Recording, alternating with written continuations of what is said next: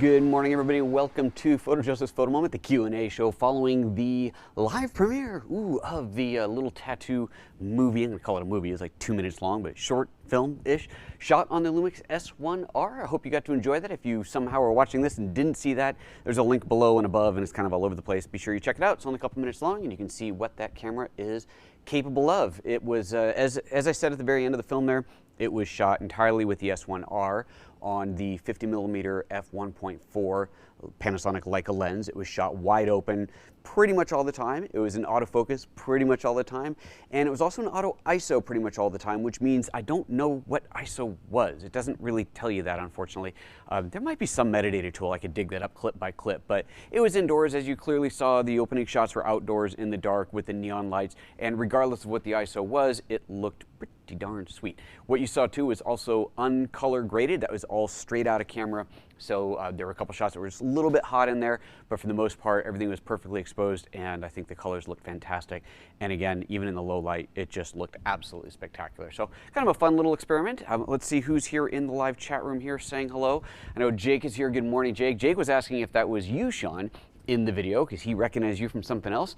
And in fact, it was. And in fact, the tattoo, the Texas tattoo, is because he's moving to Texas. And Sean, Jake, I see you're both in the chat here. You guys can have it out about what you're chatting about there. So good morning, greetings, and everybody. If you got any questions, drop them in right now. If you just type out PhotoJoseph, as Jake has done up there, then I can see it nice and red on my screen, and I know you've got a question for me. If there's no questions, then this is going to be a really short show. But otherwise, if you got any questions about what you saw or anything else, by all means, fire them up. And Jake, that question is one just for Sean. I'm not even going to touch that one. Not even going to touch it. So let's see here. Nothing gone. You didn't see. Together in Style didn't go with us and got to go anyway. So you should have been there. She was there. They were there with us at the event, but didn't come with us for the tattoo. You should have come. You could have gotten tattoos too. Look at that. Could have gotten a pair of matching. Never mind. It was a lot of fun. It was a fun evening. Trevor says, is that the famous Sean Robinson? That was the famous Sean Robinson. Absolutely. See, Sean, you're everywhere now. Now you're famous. You're on my channel now that it's bigger. Last time Sean was on my channel, the channel was like this big. It's gotten a little bigger these days. Not huge yet, but we're getting there. We are definitely getting there. Hey, while we're waiting for any questions to come in, allow me to update you on my Mac Mini situation. So for those who may not have been following along on this whole adventure, here's the short version. I bought a 2018 Mac Mini with minimal RAM. I bought my own RAM to install, knowing it was a challenge. Turned out to be more than a challenge, turned out to be a major problem. For those who saw the live show, I actually ripped one of these soldering points out of a connector. There were 6 solder points, I think. Ripped one of them out of the motherboard when trying to remove the fan controller. Oops, that sucked. So I had to send it off for repair. That's been repaired. It came back to me. I noticed it had a problem where every once in a while, the fan would kick on at full tilt when it didn't seem to need it, and then not shut down. I had to reboot the machine, and then the fan would shut off. So I talked to the company who did the repair work. They said, ooh, okay, we know what that probably is. That's another repair job. We'll credit you the work we already did, but it is going to cost a little bit more. Understandable. Getting ready to ship that down there again, thinking, okay, I'll just, I kind of need the machine, so I'll hold off. And then the fan wasn't doing it. And I thought, oh, that's cool. Huh, maybe it was like a temporary thing. And then I realized, wait, the fan's not coming on at all. And then I downloaded a little utility that allows you to control the fan, and I cranked the fan up, and it didn't come on. And the machine was really hot, so the fan's not working at all anymore. That's awesome. Not really. So it has to go back for service again. Separate from that, I have the external GPU on it. Eventually I will tell you all what I bought exactly, but I'm waiting to do that until I have a fully functional operating machine so I can actually give you a truthful experience. But I have an external GPU on there, and I've been having these weird bandwidth issues weird issues with the monitor, stuttering mouse stuff, not the same Bluetooth issues I had before, but just like weird mouse stuttering. And I talked to a few people about it, and learned, you'd think that Apple would make these things more clear. Apparently on the Mac Mini, there's 4 USB-C/Thunderbolt 3 ports. It's 2 buses, 2 and 2. I had my external GPU and my hard drives that are all on a USB-C/Thunderbolt 3 to normal Thunderbolt connector, adapter, an Apple one. I had them on the first 2 ports, which means they were sharing a bus.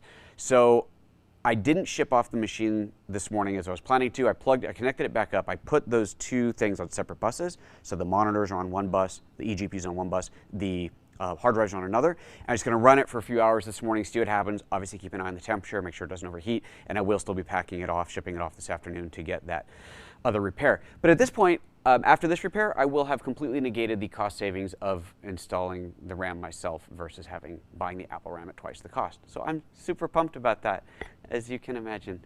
Anyway, all right, let's get back to the topic at hand. Andy Dowden, is the S1R going to replace your G5, G9? Absolutely not. I will continue to use the GH5 and G9 because I absolutely love the smaller, lighter cameras. They are my primary go-tos for travel, for most video shooting. But an S1R in the studio is not going to be a bad thing. And certainly when I have a video shoot where I don't have to carry this stuff around by hand, I have no problem using it. But I do not want to carry that camera around all day long by hand like I have my Micro Four Thirds gear. And we're talking about a bag that would pretty much double in size and certainly double in weight. I like smaller, lighter gear. I really do. Did I get a tattoo? No. I have no, okay, here's a fun. No, I'm not going to tell you what I'm going to do, but I will tell you this. I have no tattoos. Nothing against them, just never had anything that I really wanted. And then, about a few months ago, it was actually when I was in India in the fall, it came to me. Like an epiphany, I realized what my first tattoo needs to be. And it's basically going to be full sleeves on both arms. I need to design it. I need to find the tattoo artist. It's going to be probably years before this happens. It's going to be a process. But now I know what I want to do. It's going to be awesome. But it's going to be a while. So there. Jake, were you shooting all handheld? Yes, that was entirely handheld for that video. No gimbals, no sticks. I don't think I even ever set it down. I never even set it down on anything for a lock shot. It was entirely handheld.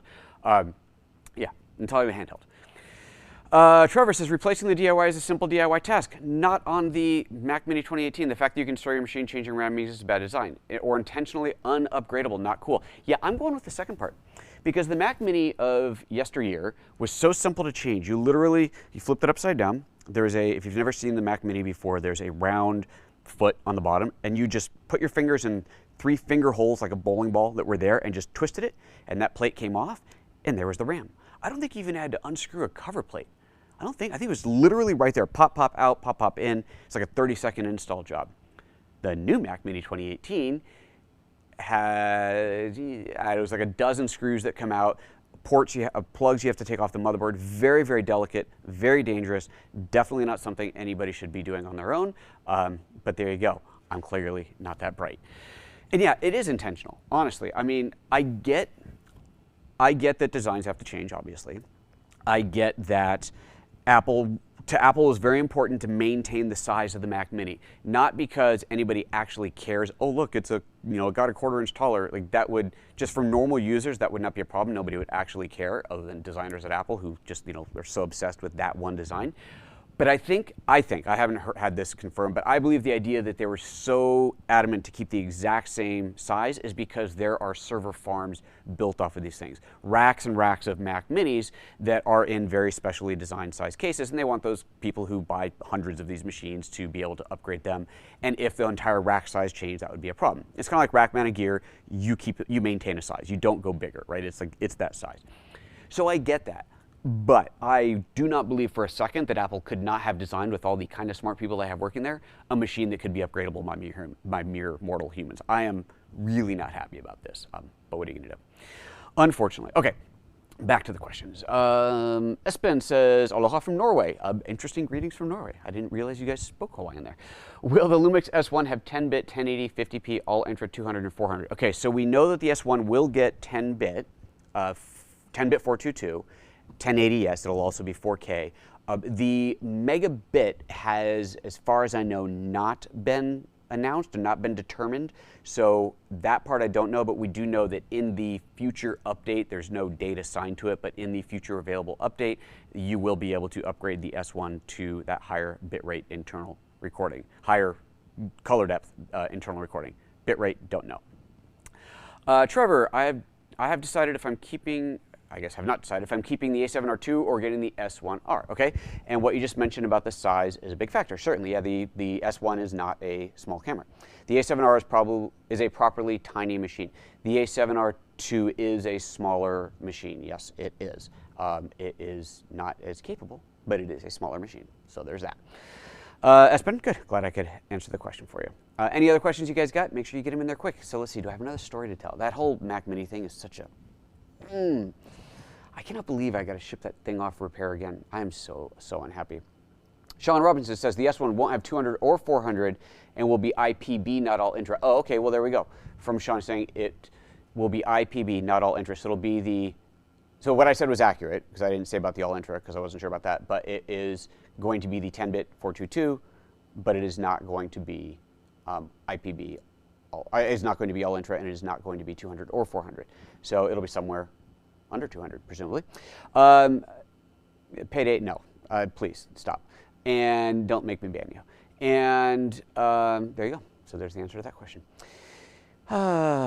Shark is doubling your watchers for me. Why, thank you, Shark. I don't know how, but that's awesome. Thank you. I appreciate that. So let's see. What else? It's kind of one of those quiet days, isn't it? I'm working on my, what do you call it? This thing.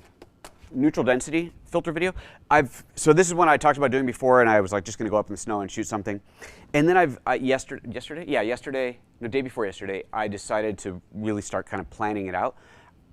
And it's going to be one of the more scripted, planned, shot-for-shot videos that I've done in the past. I'm going to make it kind of one of the new ways that I really would like to be doing more videos on this channel.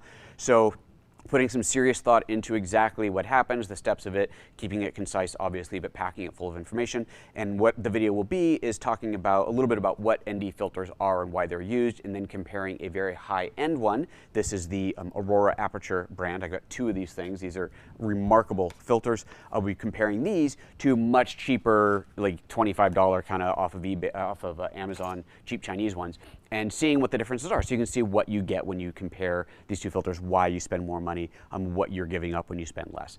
And so I'm working on it, it's being planned, it's scripted, it's going to take a little longer than I intended because I'm going to do it very, very meticulously. But I'm looking forward to that. It's kind of a fun piece of work in progress. Shark says, you doubled my viewing figures by posting my channel on Facebook group called Official GH5 Group managed by 43rumors.com. Hey, thank you, appreciate that. Jake, have you used QXD on the S yet? So, or XQD. QXQ, you know, the other card. Yes, but I don't have any feedback for you. So the card, when we had the demo units last week or 2 weeks ago, whatever it was, they all had one of the XQD cards in it, and I shot to that. I didn't do any comparisons shooting to that versus shooting to the SD card. I actually ended up copying the files from that because I didn't have a reader with me. So I copied the file. I mean, I could just plug the camera into the computer, but I copied the files from the XQD over to the SD. I don't know if you knew this. I've discovered that a lot of people didn't know you could do this, but inside of the dual slot cameras, so the GH5, the G9, and now the S1 and S1R, there is a command under the play menu. So not like hit play, but when you're in the menu system and there's the play menu at the very bottom, there's a command over there to copy one or all images from one card to another. So if you ever find yourself in a situation where you don't have the appropriate card reader, or you want to make an in-camera backup, or I don't know, any other number of reasons that you would need to, probably not too many, but if you ever need to copy data from one card to another, you can do that internally on the camera. I know some people did not know that, so there you go. Let's see here. What else? Oh, it is up. Sushil says, is the S1 have 4K 120? No, nothing has 4K 120. I mean, nothing in this price range. Certainly 4K 60. It has 4K 60. Okay, I'm going to answer Max's question. Just FYI, if you've just dropped in here and you do have a question for me specifically, make sure you type @PhotoJoseph like Jake did up here. That allows me to see it on my screen nice and big and red, and then I know that there's a question for me. But I will respond to Max, who says, who is the intended market for the S1? GH5 owners likely won't want to switch to a whole new glass system. Actually, I can't think of any photographers or videographers who want to switch systems. Totally on board with that. It is not about getting people to switch. There certainly are going to be people who are GH series users, who are Micro Four Thirds users, who switch is probably the wrong word, but will add on to their system with this. But it is more about attracting new customers. The customers who are adamant about buying full frame, who want a full frame system, who want that larger format for whatever reasons they might have. Now they have an option to buy it from Panasonic. That is, from my opinion, that is the primary reason. It is absolutely not about getting people to switch. And as I've said on this channel many times before, and just in case anybody's about to ask, no, Micro Four Thirds is not going away. Micro Four Thirds, the G series, and full frame, the S series, will live in perfect harmony side by side. So there you go. Shark says, do you think Panasonic will release in a firmware update the option to shoot RAW for video like the Blackmagic Pocket Camera 4K? So, I don't know what can or can't be done technically, what plans there may or may not be. So we'll just put that out there, don't know. Here's my understanding. I talked about this on a previous live show a little bit, but here's my understanding, and this may not be totally accurate, so don't hang me out to dry if it's not, but my understanding is that the current HDMI spec does not have what is needed for RAW transfer in the spec. RAW transfer is clearly possible because there are a couple cameras out there now doing it. However, they are violating, if you will, working around the spec. Doesn't mean that it can't be done, but what it does mean is that if anything breaks or if there's anything in the spec that changes that can't be accommodated for, that it could be a problem for that camera. So it is better for everybody, well, better for end users and certainly for the companies, to maintain things within the spec, but clearly there are some nice advantages of going outside of the spec, but I think there's just some danger area in there. Not like danger your camera's going to break kind of a danger, but it's, again, it's out of spec, out of range. That is my understanding of it. So I am sure, I don't know, but I'm sure that that is being worked on into the spec because it's obviously the next level of this whole thing. But as far as the Panasonic cameras themselves, don't know, don't even know if it's possible. That's all I got for you. Okay, and Trevor says, actually I'm a GH5 user, but all my glass is full frame, so adding an S1 wouldn't be terribly difficult. Well, there you go, see? So for folks like you, maybe it's not such a bad idea. Max says the Z Cam has 4K 120 FPS 10-bit for $2,000 USD. Cool, I'll have to check that thing out. Different platform, entirely different class of camera and only video. I'm not familiar with it, so I'm not going to comment on it. Sushil, nobody knows the price of that lens yet. Shark, I would never hang you out to dry. You're much too nice a person. Aw, thanks.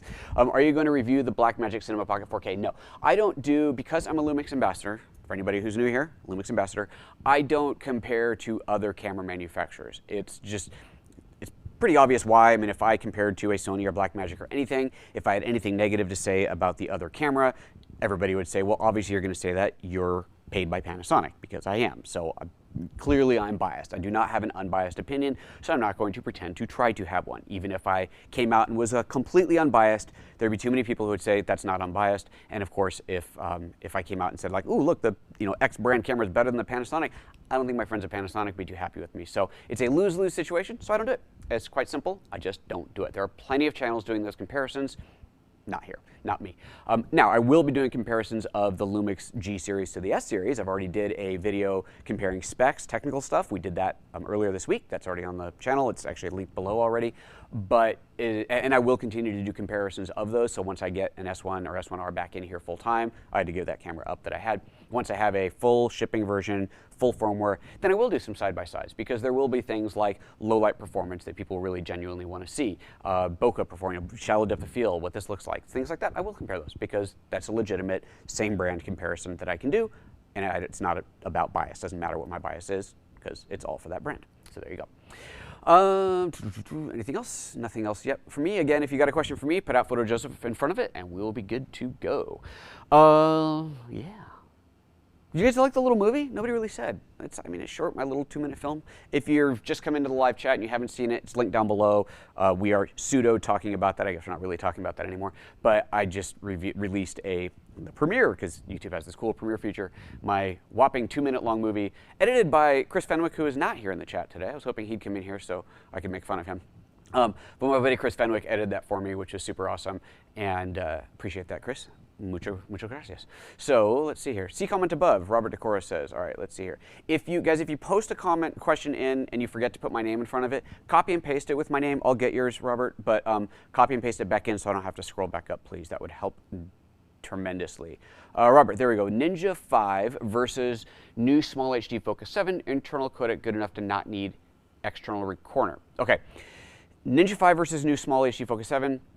Haven't worked with either one of them other than playing with them at trade shows as all pre-release, so I can't compare. Sorry. That's a comparison that I would be happy to do if I had them both in-house. I don't, and I can't. So sorry. I think Caleb over at DSLR Video Shooters has done both of those. I think. I could be wrong, but check out his channel for sure. He does great reviews and great comparisons. Internal codec good enough to not need external recorder. You know, when you're shooting at the full 400 megabit, that's like, you know, there's a big question there. Is it worth the trouble of going to the external recorder to get full ProRes? It depends on what you're doing, I think. And for a lot of people, no, it's not. Now, if you want to shoot 4K 60, then you are going to need the external recorder to get the maximum quality. But if you're shooting 4K 30 or below, that is a absolutely fair question. I haven't done a kind of a side-by-side comparison of them, but to see what the differences really are and at what points you do and don't need it, that would actually be a really interesting video test, wouldn't it? It'd be kind of cool to do. Because there's got to be cases where it does have an advantage, but yeah, that'd be interesting, huh? Maybe I'll have to do that one of these days. I don't have the Ninja 5. I do have Atomos, the larger Atomos recorders. I don't have the little ones, but maybe I'll do that one of these days. I'll add it to my list of about 200 videos that I want to produce. Let's see. Ooh, now a bunch of stuff came up. Shark, do you still pair the Atomos Ninja Inferno with your GH5, or do you use the Ninja 5 for external? So I don't own a Ninja 5, so that's an easy answer. No. Do I still pair? I do occasionally. I haven't in a while, but I haven't had the need for it. Most of the video production I've been doing lately has been kind of loggy style, where I don't need to have the full super high quality. So no, I haven't. And but not to say it's not still crazy awesome. Luis Coco says, if you want to create a certain color feeling with a filter for a photo project, how would you start about doing that? Interesting question. Okay, so totally out of video. So we're talking photography. If you want to create a certain color feeling with a filter or photo project, how would you start? For me personally, I'll just tell you how I would do it. I start with, I own a few different preset kits, whatever, packs, and I will start going through and looking for something there that gives me something that I want. I don't always know what I want. When I first look at an image, I go, okay, I want to give it some kind of a different look, but I don't know if it's going to feel better if it's warmer or cooler or higher saturation, lower. I don't know. Sometimes I know, but not always. So I'll just go through presets. I'll just click, click, click, click, click. It'll wait till something catches my eye. And often it's like, no, no, no, no, no. Well, that one's okay. We'll keep that in mind. No, no. Ooh, that one's pretty good. I'll compare those. No, no. Ooh, I like that one. Okay. Now I'll compare the three, kind of go back and forth. And then maybe I'll try that same preset look on a few other photos from the same shoot and kind of find something. Okay, I think I'll use this as my base point. And then I'll take that and continue to modify it by hand. Or I might just start over completely with that in mind. Usually, though, I'll take the preset, apply it, find one that's close enough to what I want, or I think it's what I want, and then I'll start tweaking it until I get what I really want, and then apply that to all the other images. And of course, once I've applied it to all the other images, usually they all still need a little bit of adjustment as well. So that's how I personally would go about doing it. I don't know if that's really the question you're asking, but hopefully that helps. Trevor says, if you decide to add the S1 to your arsenal, what is it about the system that would lend you to do so? I would add the S1R to my arsenal, because if I'm going to shoot with a larger, heavier camera, I want the maximum resolution. I'm going to want that big resolution. Most of the time, if I'm going to shoot with an S series, the vast majority of that would be in the studio, at which point I may as well have a monster, massive resolution file.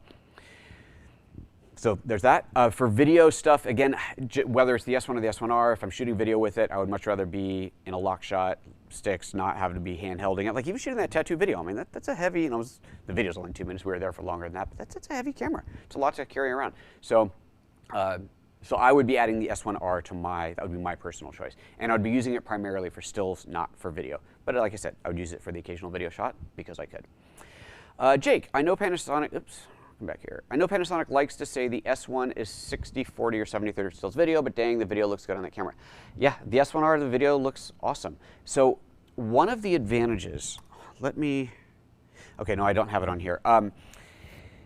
The crop factor is actually different on the S1R. It is a 1.09, yeah, close to 1.1, 1.09, I think that's right, crop factor when shooting 4K 60 on the S1R versus the 1.51 crop factor, it's an APS-C crop, on the S1 when shooting 4K. Reason having to do with the math, the pixel math, the number of pixels with I guess is it double or, yeah, I guess it's double the width exactly. It's like a little bit more than double the exact width of the 4K in the sensor because it's such a high-res sensor. So they crop in just a little bit, so it's exactly double, and then that's easy to downsample as opposed to downsampling from something that's 210, let's say, % bigger. Downsampling from something that's 200% bigger. The math is a lot easier to do, so the processor can handle it. I guess it couldn't handle it if it was full frame. So for that advantage, the S1R does actually have some slight advantages for shooting video. You get that closer to full frame for 4K 60, and you get, I guess you would get a little bit better low light performance because you're using a larger portion of the sensor, something along those lines. Something to consider. Jake, I know you put in an order for the S1, so definitely something to consider. If that's important enough for you, maybe it's worth changing your order. And happy to talk with you more about that as well. Okay. Let's see here. Shark says, how does the IBIS for the S1 compare to the GH5 in handheld filming? You saw it there. I'm going to get the numbers wrong. I want to say, I might be quoting this incorrectly. I want to say that the S series is a 5.5 stop with a stabilized lens, that the S series are 5.5 stop, the G series is a full 6, the GH5, sorry, not the G series, the G9 is a full 6 stop, the GH5 is less, right? It's 5 or maybe even 4.5 stops. So it's technically it is a little bit better than the GH5. I think that's right. Technically not as good as the G9, but it's really marginal difference. So I would say from my personal experience just shooting with it, it didn't feel any different. I mean, it all felt about the same. So, which, you can measure these half-stop differences in a lab, but in real-world use, it basically felt the same to me. So I think that's probably the best answer that you could get. Let's see here. Shark, what main feature did the S1 literally take your breath away? Was it the amazing EVF? Yeah, the EVF is ridiculous. You look through that viewfinder and it's like, whoa, that's pretty big. Obviously the bokeh on a 50mm f1.4 in full frame is pretty spectacular. So that's kind of awesome. The quality of the image overall. I was shooting with the S1R, looking at those big images. I did a group photo of the Panasonic people that I shot on that, and it's kind of awesome, right? It's pretty sweet. So it's a very, very nice camera. Very, very nice camera. Sushil says, long live G85. Fantastic camera. G85 is a dang fantastic camera. Luis Coco, I know what color I want. Okay, we're back to the photo idea. I just don't know what filter I need or if I should adjust in post. Oh, you're talking about filters in camera. Sorry, I kind of just want to do it with a filter. You're talking filters in camera. Sorry, you didn't say that. I didn't realize that's what you meant. Okay, in camera filters, I would start with one that's close. It's kind of the same idea. Basically start with one that's close and then go in and you can tweak the settings quite a bit for those cameras. With the, you can also adjust your white balance, right? So if you're in a controlled lighting situation, you can adjust the white balance and not just adjust the white balance, but adjust the color tint that goes into the white balance. So that could help you design the look that you're after. So you might want to try that out. With the S1 and S1R, as I showed when I went through the whole menu system on them a couple shows ago, so that's also linked down below already.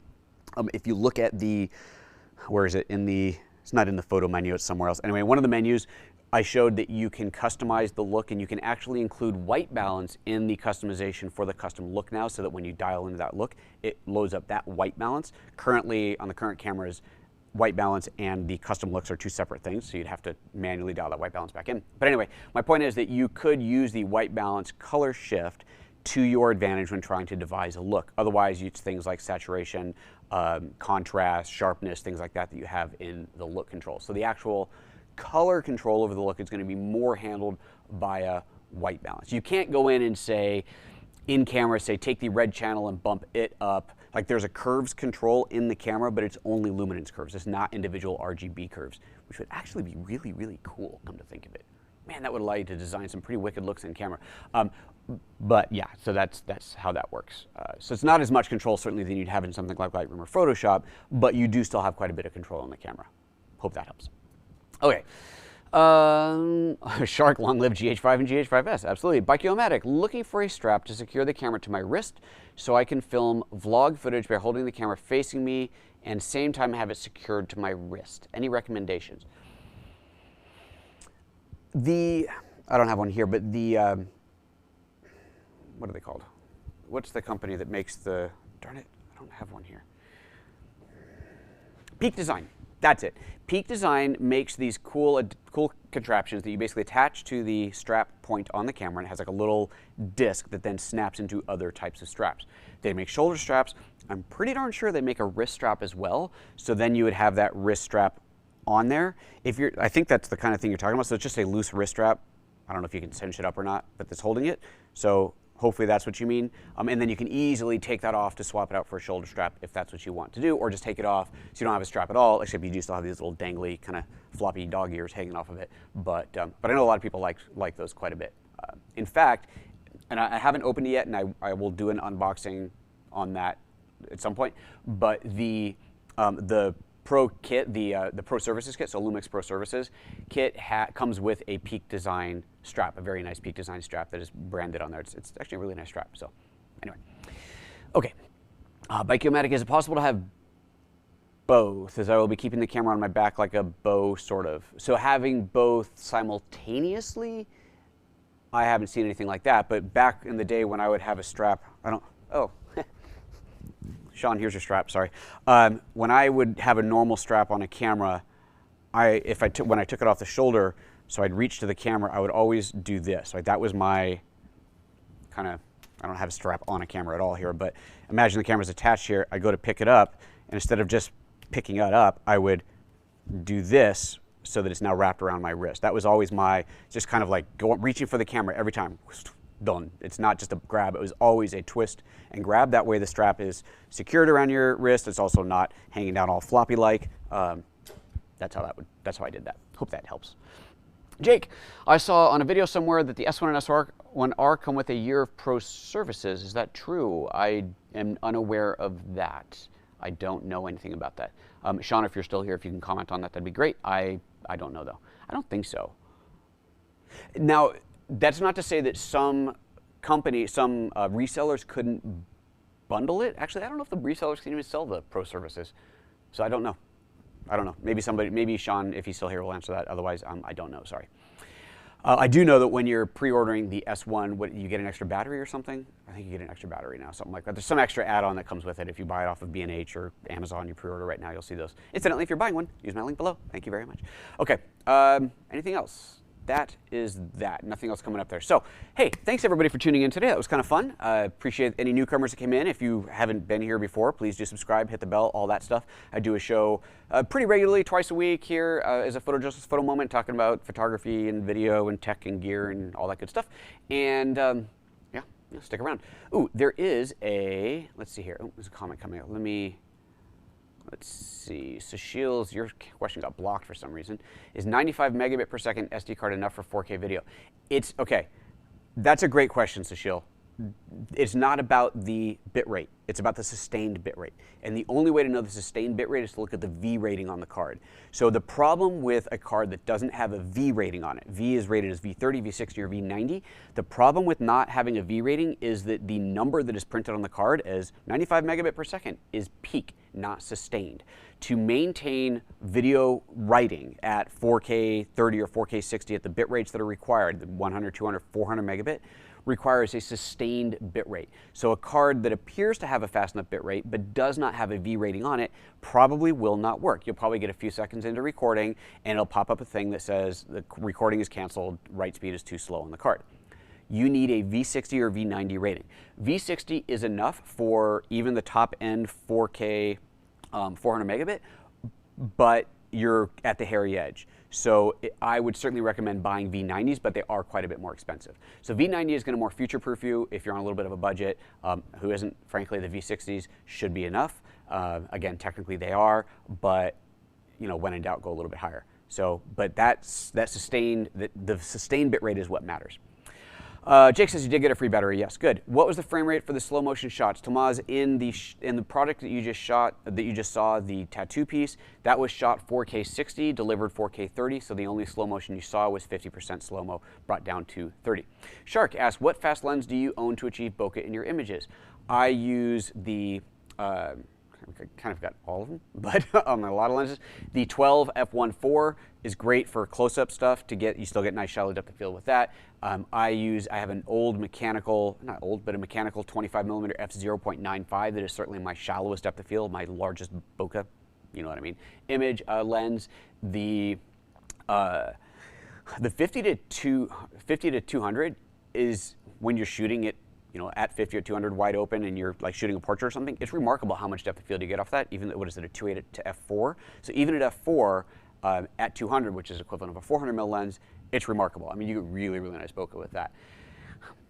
I shoot pretty much wide open on most of my lenses because if I want the bokeh. But anyway, those are the lenses that I use the most that give you the most bokeh, if you will. Okay, they're actually spoiling us. There you go. Thank you, Trevor. That's very nice of you to say. Yeah, I mean, seriously, Panasonic keeps kicking out the firmware updates, which is pretty awesome. And they're free. The firmware updates are all free. Mike-O-Matic, what about this card? Lexar 1000X 128 150 megabit professional U3 V60. See, it's got the V60. That's what you need. I'm looking to buy, happen to be what you just mentioned, happen to you where it stopped recording. It's V60. That's good. Lexar, they're like, what's their deal? Are they back in business now? Because Lexar left. Look, if you want to buy the best cards out there, there's two manufacturers that are, in my perhaps not so humble opinion, that are making the best cards. You've got Angelbird and you got ProGrade. They're both making top-notch, stellar cards. They're expensive because they work, reliable and awesome. I don't know if my discount code still works. I have a discount with ProGrade. I think it's just PhotoJoseph. I think it might be. Yeah, I think it's just PhotoJoseph. But I will add that to the links below. So if you're watching live, it's not there. If you're not watching live, I'll add it. Later, it'll be down below. But again, I don't know if the discount code is still valid, but I did have a discount code on the ProGrade cards, which is great. Chris, you missed everything. Oh, Chris Fenwick. Everybody who watched the video, round of applause for Mr. Chris Fenwick. He is the chap who edited that video for me. So Chris, thank you very much. If you love the edit, it's all him. If you hated the edit, it's definitely all him. No, I think it was a great edit. Thank you very much, Chris. And all right, now we're going to cut this thing off. Time to get out of here and get on with my day. There is another live show, a live training show later on this afternoon on Raw Power. There we go. That's the name of it. Raw Power, a Mac OS and iOS app. So I will be picking up where we left off last week on that at 1 o'clock this afternoon. There we go. All right, guys, take care of yourselves. Have a lovely day. Don't forget to subscribe and all that stuff, and we'll see you next time. Bye-bye.